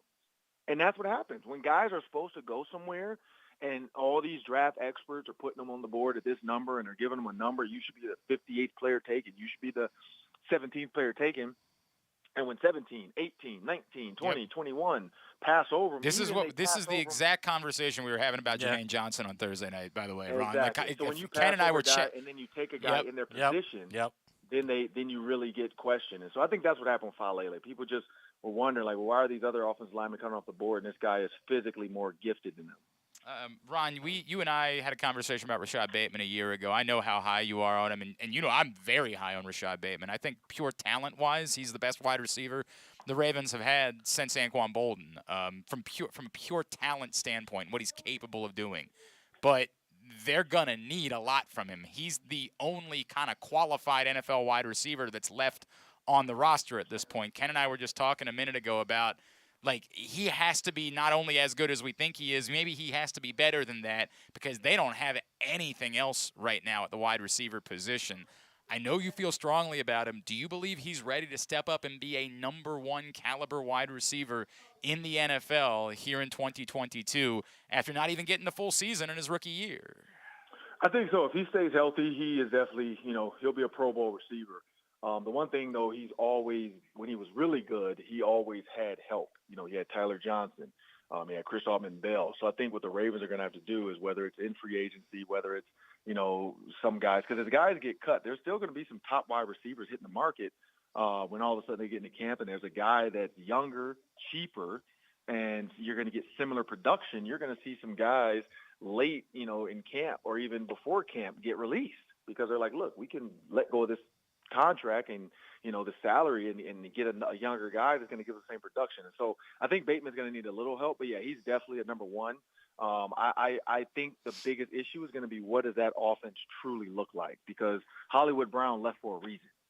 When you change your offense for one guy, which is the quarterback, you sacrifice other things. And I think that's what Hollywood Brown is pissed off about, is the offense changed for Lamar, and it's more of a running style offense. And he came from an Oklahoma air raid type of attack, and they're not getting that there. He wants to go with the Cardinals because we know what Kingsbury is trying to do with their offense. You saw what Christian Kirk did there. And so I think that's the biggest issue for him, is when you see, DeAndre Hopkins, all these guys run out to Arizona and they're all still getting the ball. He's like, why can't we find a way to throw the ball more? Well, Lamar's strength is running the ball. Like, he can throw the ball, but why would you waste his legs when he can give you, and drain the clock out and not have a bunch of, short three and outs, because he's going to get you a first down with his legs. And, Hollywood Brown said he told Lamar Jackson, year one, year two, year three, this ain't for me. So I hope I hope they, learn from their mistakes and find a way to get him the ball. But I don't know if that's even in the cards, because that's not Lamar's game. Ron, before I let you go, speaking of Lamar, when you're a guy who played in this league, and this is a genuine conversation I'm interested in, by the way, and I just don't know what it sounds like within the union. Everything we're to understand about Lamar Jackson is that he would have the option of getting a boatload of money from the Baltimore Ravens right now. He just doesn't want to. He just wants to wait. I just wonder if there are other players who say, hey, bro, respect, you do you, but we're all trying to get money. And what you do impacts the rest of us. And does it leave you scratching your head at all, the idea of a player that has a chance to get a boatload of money who's just simply saying, nah, I'm not going to worry about that right now. I'll worry about that some other time? I don't know, to be honest. I don't think him holding out and waiting actually impacts other players the way people are trying to make it sound. I think the only thing he impacts is the average salary for quarterbacks, and I don't think he's even up there in the top 5. So he doesn't really impact anybody besides, hey, this is what he's worth. I honestly feel like he's betting on himself, and they're like, this is what we're offering you now. And then he's like, well, look, if I go out here and kill it and do even more, you're going to have to pay me more. Or does he feel like, you know what, there's maybe a better team out there for me? There's a better situation. I don't think it is. Every receiver, I think, is going to learn this year. Like, some guys are going to thrive, but some are going to suffer for leaving their teams that they were doing well in just to go get more money. because it doesn't always work. You the way can't. you can't believe that Devontae Adams was better off with Aaron Rodgers than he is with Derek Carr, though. You couldn't. No, that's insane. I mean, me personally, I wouldn't walk away from Aaron Rodgers. But also Aaron Rodgers, though, I think Devontae Adams knew. Like the Packers probably were saying, hey, look, we can't pay you X, Y, and Z because Aaron wants X, Y, and Z. Yeah. And so, he could say it was because he wanted to get closer to home. He could say it's because he wanted to play with his college teammate. But it was money. There was no way they could pay him $150 million when Rodgers was going to want $150 million, and that's what we're about to run into. The LeBron James, trifecta type of thing, where that only works 1 or 2 years, where you can pay 3 max players, and then you have to try to win, and then you got to blow it all up. And maybe the Raiders will figure this out, because I know they're going to try to load up. They've been trying to find a receiver. They had Ruggs, and that didn't work out for them. And now they're going to try to help out Derek Carr and see if they can win. They were in the playoffs, could work, but yeah, a lot of these receivers, man, they're gonna regret forcing their way out of their team, getting to a team where all of a sudden, like the Eagles, I'm not saying Tannehill is better than Hurts. I just think the Tennessee Titans offense was a little bit more efficient than the Eagles. And, can one guy go there and all of a sudden make the Eagles better? Maybe. Terrell Owens did it, but I don't know if A.J. Brown is a Terrell Owens, and that's going to be the problem. At 3 Ron Johnson is how you follow him on Twitter. Ron Johnson, former Ravens wide receiver, media mogul out in Minnesota. Greatly appreciate taking a couple of minutes for us here on the Draft Recap Show, my man. Let's talk again real soon, all right? No, yeah, definitely. And make sure people check out the Locked On Sports podcast, the Ron Johnson Show. So we'll cover mainly NFL stuff, NBA stuff. So it's more of everything. I'm covering everything now, 5 days a week. Very cool, man. Excellent. I love that. All right, brother. Appreciate you. No, thank you. Ron Johnson checking in with us here on the Project Gameday NFL Draft Recap Show. Ken, I'm going to give you the same question I gave him. If the Ravens do find themselves in a Ronnie Stanley-related bind, and I'll expand it, not just can Daniel Faalele help in Week 1, or is that too much to ask? I think it's a little too much to ask. Okay. I think right tackle, he could go in right away and do it. But then somebody's got to play left tackle. Okay, well, who is that? I don't know if it's McCarry. He's your swing guy, and but the point, I only bring that up to say you already had that scenario. I understand that. Right. I again, the elephant in the room. We started the whole draft thing this way. I spent a little time with Ronnie Stanley last night. He looks great. I'm sure he looks great. I couldn't tell you if he's couldn't tell you. Right. I just I'm taking everything with a grain of salt as far as the news on Ronnie Stanley and whether he is or he isn't because of last year. Because we were told last year everything's fine, and they ignored it last year in the draft. And I don't want to say that they ignored it this year, because they did grab a center that you are expecting to be your starting center from day one, and that allows you not to create two holes if McCarry has to go outside, and he's your starting center and things like that. If they hadn't taken Linderbaum, is what I was saying, because McCarry was supposed to be the center. Right, McCarry would have been the center, and then if Stanley had to go, he gets. Yeah. But you don't have a natural guy. Now the one thing that Ron Johnson said that I totally agree, he has some traits you can't teach. He has excellent feet. I don't think you will find anybody that says for a man his size that he does not have excellent feet. He's very athletic. He did almost a 30-inch at 6'8". Wow. 380 pounds. Almost did a 30-inch vertical leap. This is a really good athlete.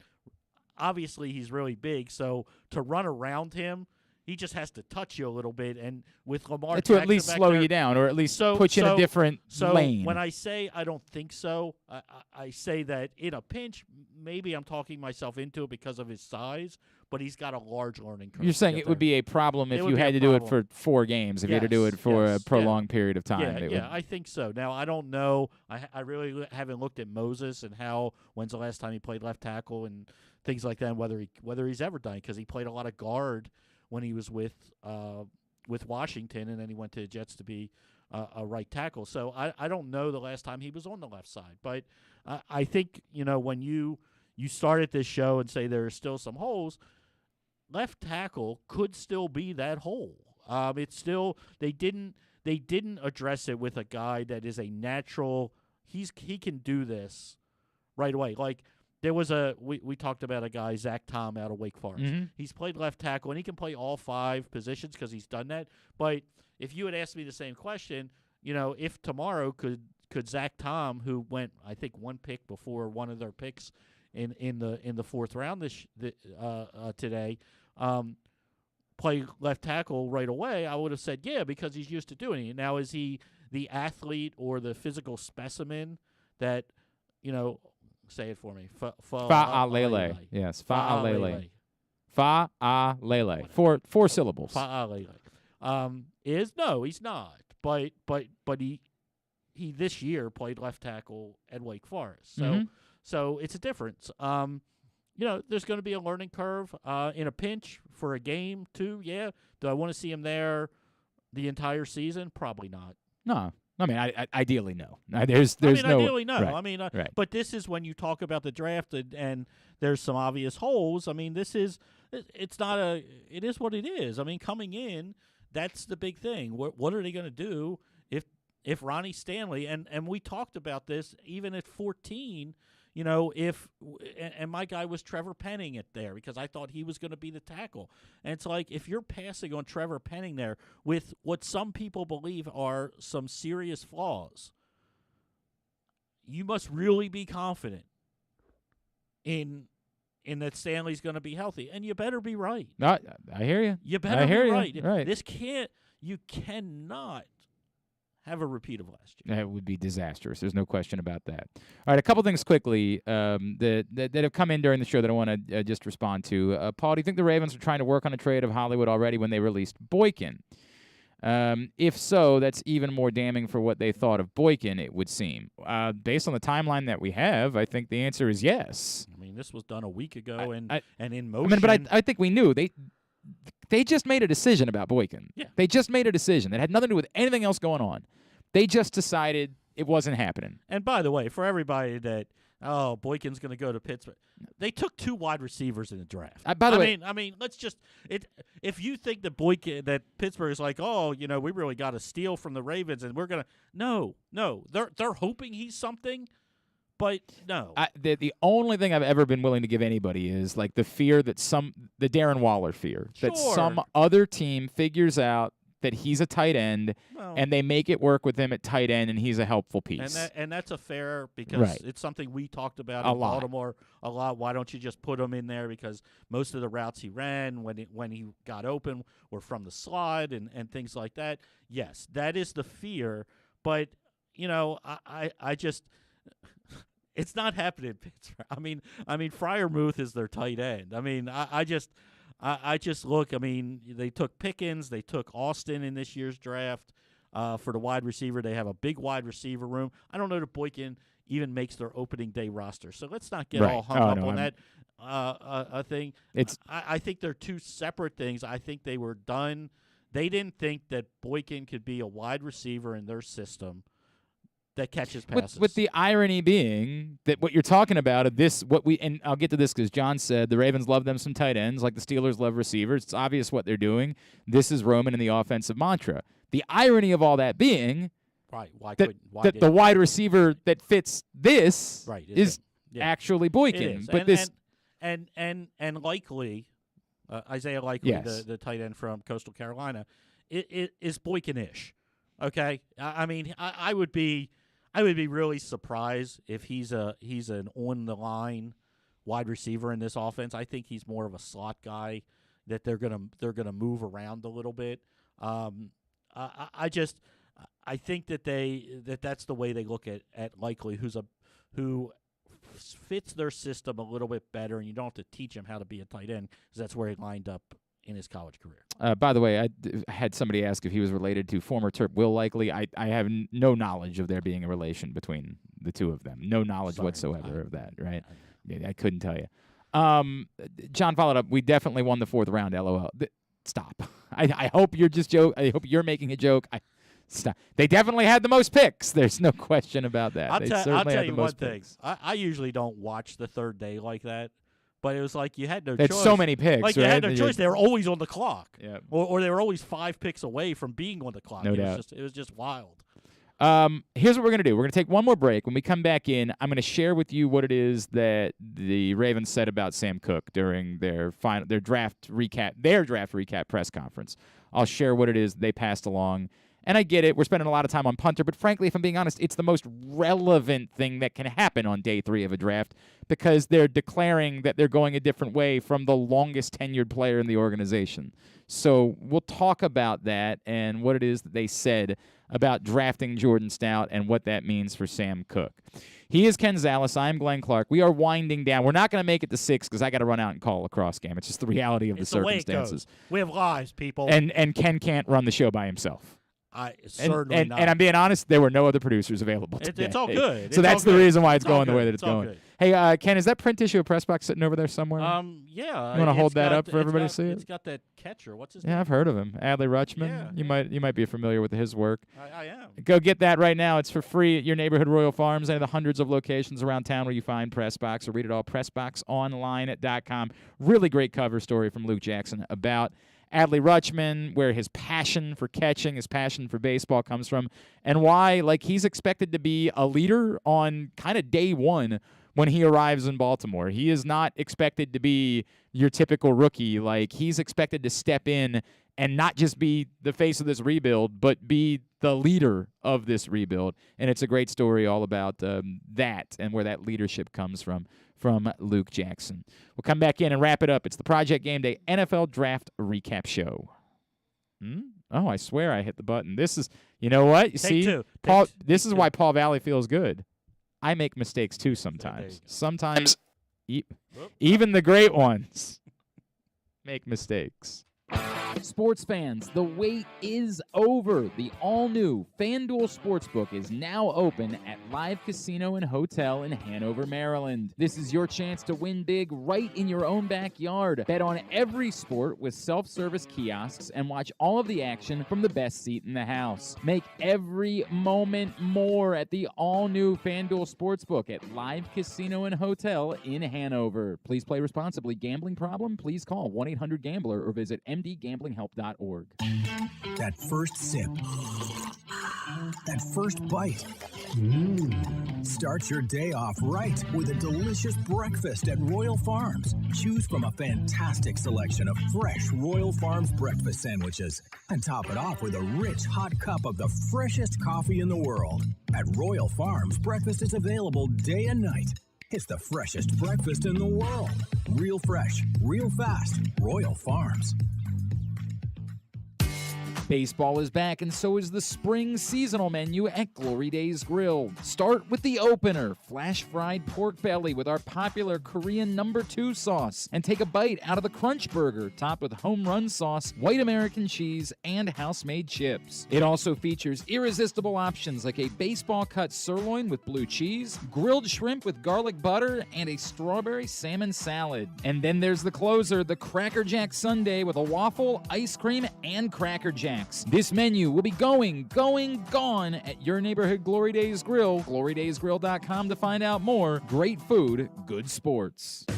Baseball is back. I'm Paul Valley. And I'm Zach Goodman. You can find us live every Saturday from 10 a.m. to noon talking all things Orioles and Major League Baseball. Like the debuts of Adley Rutschman and Grayson Rodriguez. And how the rotation and bullpen are rounding into form. Watch us live at youtube.com/PressBoxOnline and Facebook.com/PressBoxSports. Or you can listen at PressBoxOnline.com/radio. That's the Bat Around, live with the latest in baseball coverage every Saturday from 10 a.m. to noon. The Toyota Tacoma comes in a wide range of models and trim lines. You can choose the perfect Toyota to reflect your unique personality and driving habits. Check out buyatoyota.com for deals on new Tacomas from your local Toyota dealer today. If you miss anything, don't forget that you can find whole shows later on Spotify, Apple, or Amazon Podcasts. It's Glenn Clark Radio. All right, it's actually the Project Gameday NFL Draft Recap Show as we wind down on this Sunday. The Ravens have made all of their picks for the day, the last one being a really neat one, Tyler Beatty, who is only the second ever.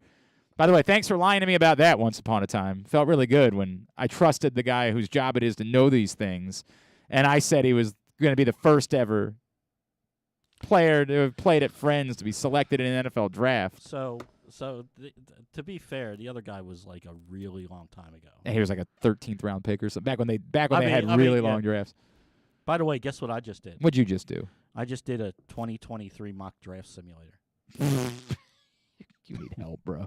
You need help, man. You need help, my dude. Jordan Addison, the wide receiver from Pittsburgh, was the Ravens' first-round pick. With what? Now, where did 21? How did that get established? PFN decided that. Okay, all right. That's the part that I'm interested in. Is how they choose what the draft order is. All right, we're not going to talk about Jordan Addison. We're not going to have that conversation.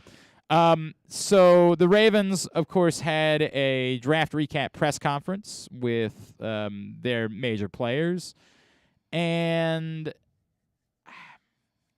they, of course, had to address the punter situation. Mm-hmm. I'm going to give you these are just the two tweets that I saw from Jeff Zrebeck, who covers the Ravens for The Athletic, and I'll read them both to you. The first, DaCosta on Sam Cook, quote, "He's part of the fabric of our team," unquote. He said the team has spoken to Cook multiple times, including earlier today before the draft. He says he's not sure about Cook's status, but today is about celebrating Jordan Stout, the guy they drafted. Follow-up tweet, John Harbaugh on Cook.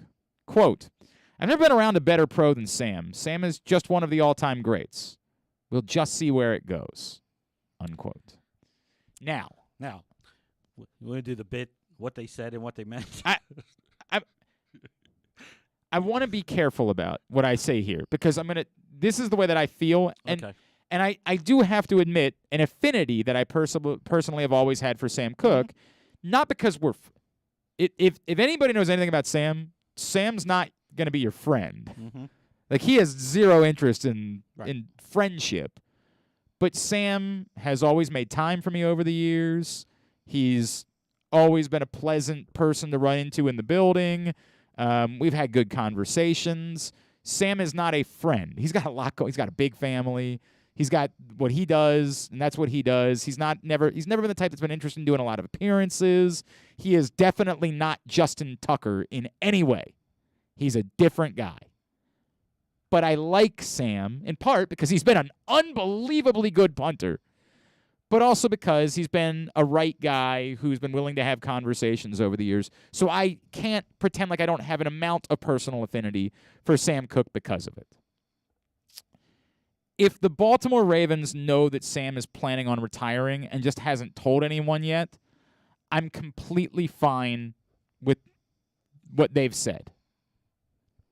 If that's not the case, this is a cop-out to me. You have an obligation to explain why it is that you feel like there is a better option than Sam Cook. Not because I think you're wrong, but because I'm not the Baltimore Ravens. It's not my job to explain that. This is a well-tenured, well-respected, well-liked player. If you're simply moving on from him, and it's not his choice, then you need to sort of have the nads to say, guys, we like Sam. We think Sam's been a hell of a player for us. But we think at this point in his career, we think there's somebody else who can step in and do the job at an even higher level. Put it on the table. Say, you just used a 4th-round pick on a guy, on a punter. Ken says if you do that, it's the worst draft in the history of ever. F. In the pages of PressBoxOnline.com tomorrow. Yeah, right. You do that. And again, if it is that you're just moving on from the guy, you need to put it out there and say, we think we've made the right call here. Now, I don't know, because it might very well be that sometime this week Sam Cook announces that he's retiring from the NFL, and that's not what happened here. And if that's the case, then I have no problem with what they've said. Hey, we don't really want to say anything. We don't really want to talk about Sam right now. We love Sam. Sam's great. But that's his place to step in and announce that he's retiring. But if that's not what's happening, if you really are firing a guy, and let's be straight about that, that's what you're doing.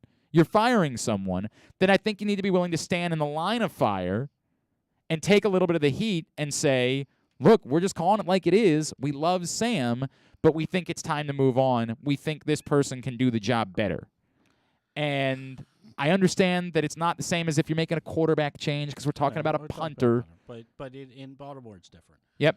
I'm not quite there with you, but I'm in between.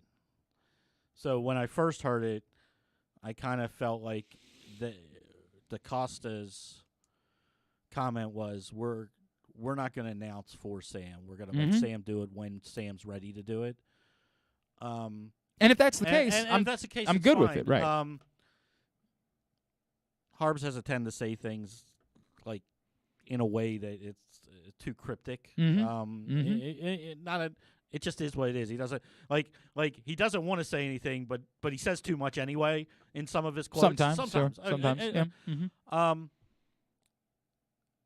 I think if the Ravens and I always take them at their word until I know they lie to me. Right. I will take them at their word that they had previous conversations with Sam, and at 39, I think it's totally reasonable for him to say to them, you know what, I wish I could give you an answer, but I really can't right now because I got to see how my body returns. I mean, say what you want, it's only a punter, but if you're saying that you think they don't know if he's definitely going to play. No, but there is the possibility that he said I just can't commit, and the Ravens said to him, that's fine. Okay, I think that's a fine. If you're saying there's a third option, there's here, a third option. That's right? what I'm saying. I'm not going to disagree with you. There's a third scenario that's all I'm saying. And my comment still stands for the one of the three. I agree. Right? And in that case, 1,000% agree. Right. With you. If you are firing Sam Cook, yes, you need to say it. You need to step up and say 1,000%. We had to fire Sam Cook. But we had to move on and just say, look, we're rolling the dice. We believe we've done the right thing. I think there'd be a lot of people in town who would say, yeah, we think you might have too. Okay. And if Sam said to them, I'm probably going to retire, but I don't want to take away, knowing Sam, I don't want to take away from your thunder for the draft. I want to help you out 100%. And I'll announce it after the draft, after you have these press conferences with all these guys and everything. And they come out with that comment, that's fine. And it's also that those comments are fine if in your third scenario. In my third scenario, that they went to Sam and said, the draft's coming up.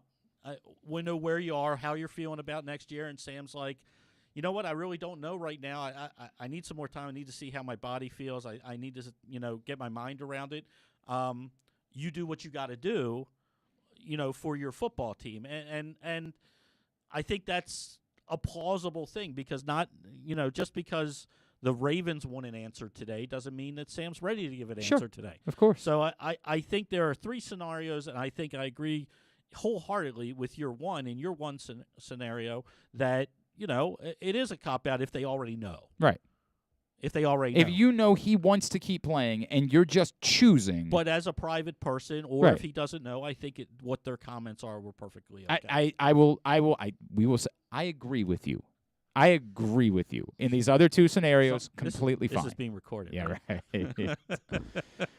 All right, that's going to do it for us because I got to get out and call this lacrosse game. Of course, Glenn Clark Radio on Monday. Simply the Bets every Tuesday, brought to you by the FanDuel Sportsbook at Live Casino and Hotel, 11:40 this Tuesday morning. Hope that you will join us for that. And Ken, Rita and I are on the radio tomorrow from 1 to 4. You want to come? You want to come make a cameo appearance on the radio tomorrow? I would love to. You want to do that? Yeah. Why talk a little draft. Talk a little draft tomorrow. Rita and I are 1 to 4. She's already booked. Rita's a guest booker, man. She is. She gets after it. Trust me, I know. She gets after it, and I appreciate that. And frankly, I've struggled this week. Some stuff that I thought was lined up for this week fell apart. So I'm taking credit for Ken. There you go. I had a good week last week. I had a couple things. This week I am struggling on the radio show. But that's tomorrow, 1 to 4 on 105.7 The Fan. Rita and Glenn and KZ will be a part of that. At Fans Fantasy on Twitter. At Glenn Clark Radio is how you follow me on Twitter. Thanks to you guys for joining us for the draft recap. See us tomorrow on the radio and back Monday morning at 10 a.m. for GCR.